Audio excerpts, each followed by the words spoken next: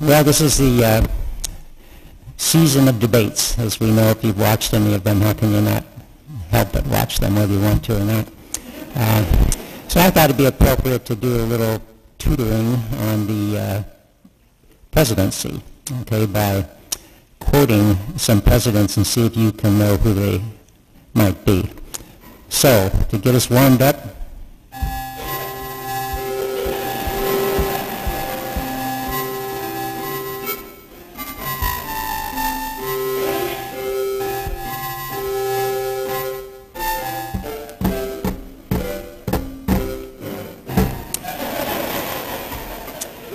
first quote, you can just shout out if you know what president said this.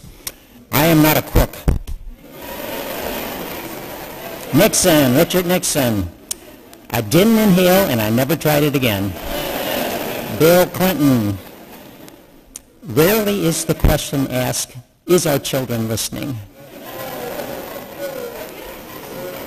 George W. Bush. Okay. The buck stops here. Harry Truman. You can fool some of the people all of the time, all of the people some of the time. I'm not finished, Gary. But you can't fool all the people all the time. That's right, Gary. Okay, right. Read my lips, no new taxes. The other George Bush, yeah. Speak softly and carry a big stick. Teddy Roosevelt. The only thing we have to fear is fear itself. The other Roosevelt. And so, my fellow Americans, ask not what your country can do for you. Ask what you can do for your country. Okay. Well, now some of those quotes are downright funny and others are profound and some capture your imagination.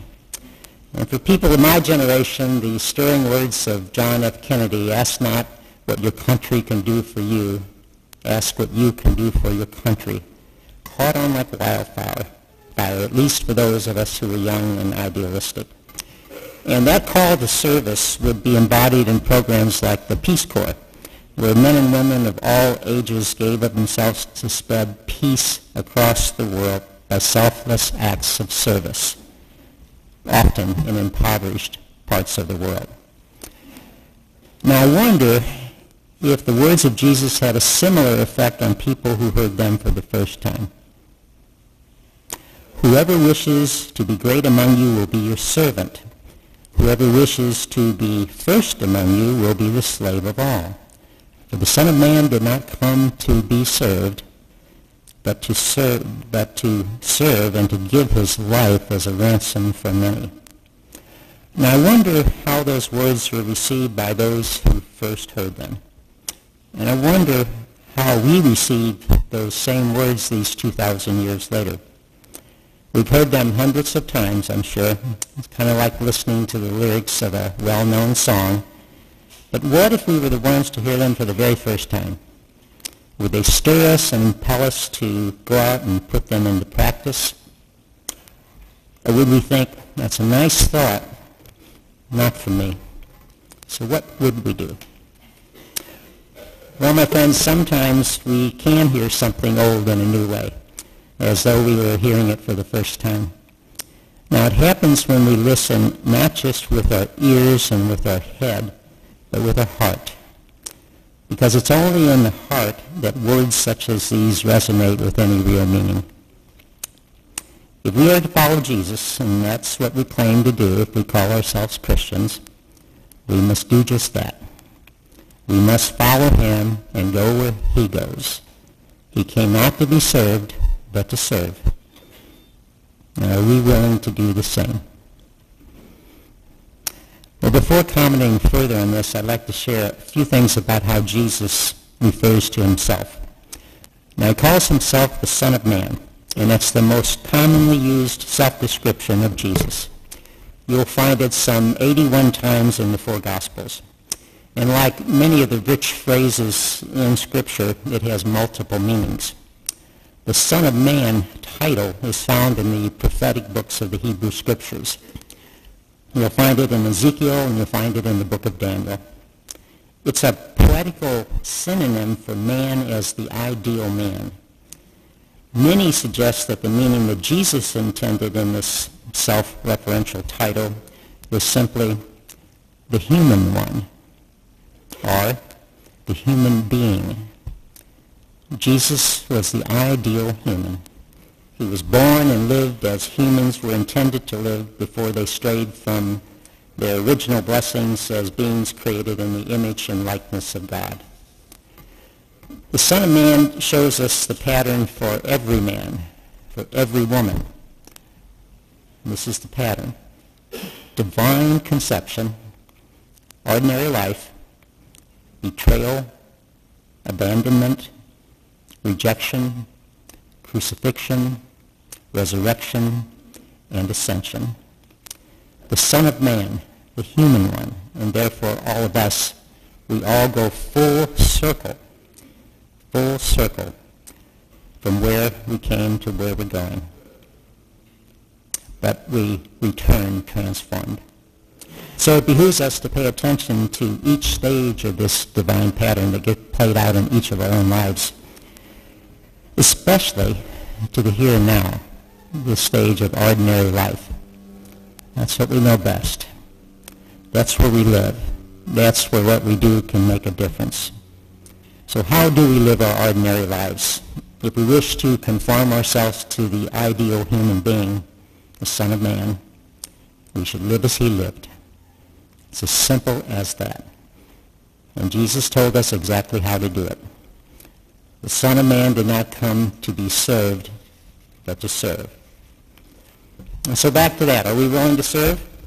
Are we willing to do this in our ordinary lives? What does that mean? What does it look like? It seems to me that the answer to those questions are both universal and particular, both at the same time. We're all called to serve each other, especially the least among us, as it says elsewhere in Scripture. But since we're all unique individuals, that's going to look a bit different from person to person. Let me offer you a few ideas of how that might look, at least for me, and you'll have to decide how it looks for you. We've all heard the maxim, charity begins at home. Very similar to the biblical quote, how can you love God whom you can't see if you don't love your neighbor whom you can see? Charity, love begins at home, and so does service. Now how do I, and how don't I, serve those closest to me?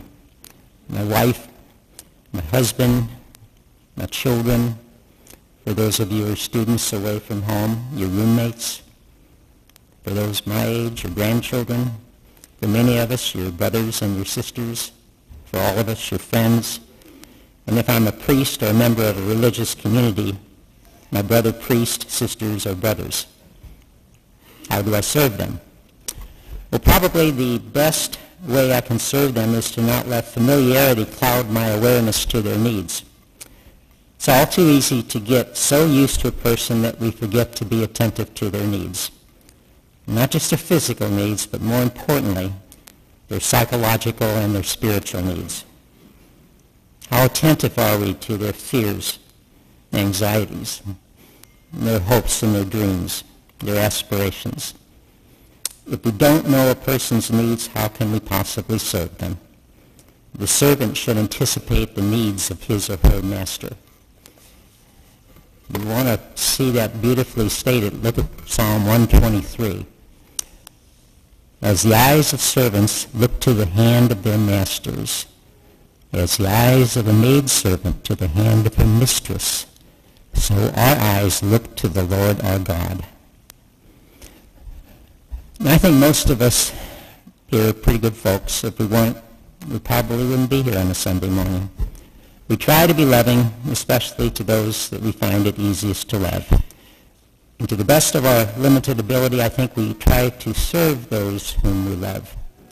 But there's a little phrase in the command of Jesus that's all too easy to overlook. It's what he said. The first among you must be the slave of all.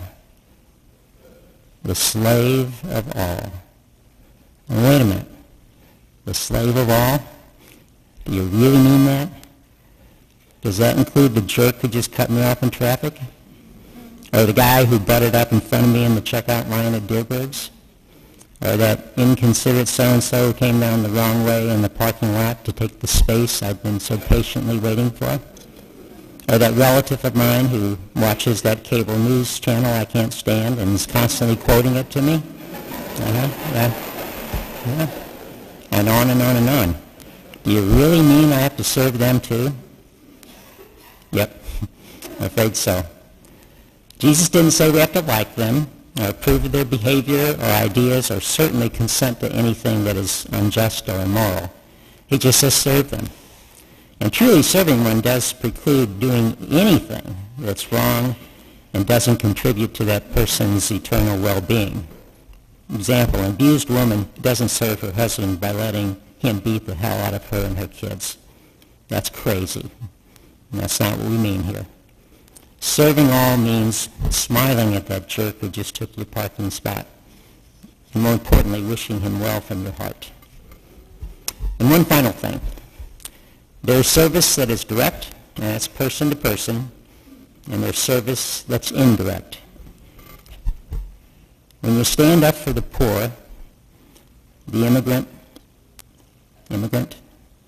the prisoners, the outcast of society, and when you do that at the ballot box, or with a checkbook, or in conversation at the gym or at a cocktail party, when you stand up for them, you're serving those people whom you may never directly, physically meet. And Jesus made it very, very clear. Whatever you did for the least of my brothers and sisters, you did to me. These indirect acts of servanthood are perhaps the most easily overlooked by all of us. And you know his words well. If I was hungry and you gave me food, and I was thirsty and you gave me drink, I was a stranger and you welcomed me. I was naked and you clothed me. I was sick and you visited me. I was in prison and you came to me. Whoever wishes to be great among you will be your servant. Whoever wishes to be first among you will be the slave of all. For the Son of Man did not come to be served, but to serve, and to give his life as a ransom for many.